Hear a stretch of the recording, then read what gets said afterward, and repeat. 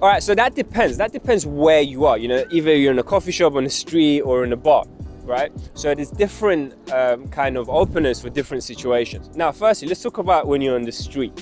When you're on the street, what you want to do is firstly, you want to call out what you're doing, because let's say if it's in the daytime, it's quite unusual for guys to approach a girl on the street, you know, in the daytime, because not many guys can actually get the confidence to do that without the use of alcohol, right? So first you want to kind of call it out by doing what we call a pre-opener. A pre-opener is basically getting the girl's attention from whatever she's doing, like listening to music, shopping, going somewhere, to you, right? To get her attention on you. And the way you do that is you say, excuse me, I know this is totally random, but I just had to tell you something very quickly, right?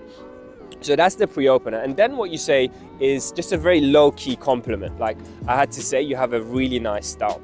Or I just had to say, you know, you look very nice, right? Very simple. You don't want to complicate it when it comes into the daytime.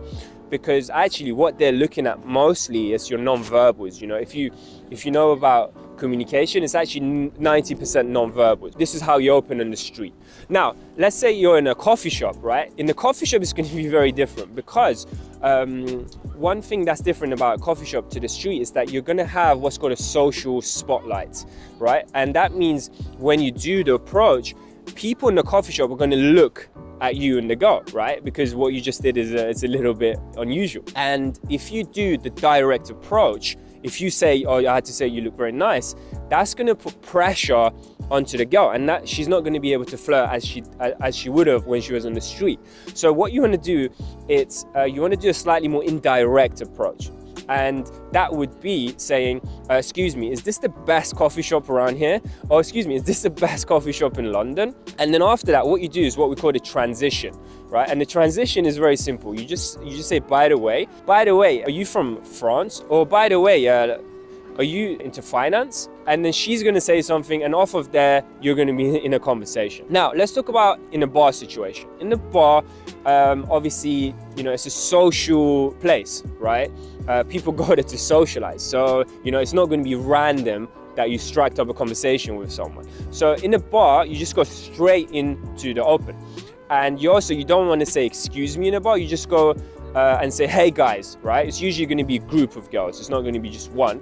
So you say, hey guys, and you look at all the girls, you give eye contact to all of them, and you say something like, is this the best bar around here?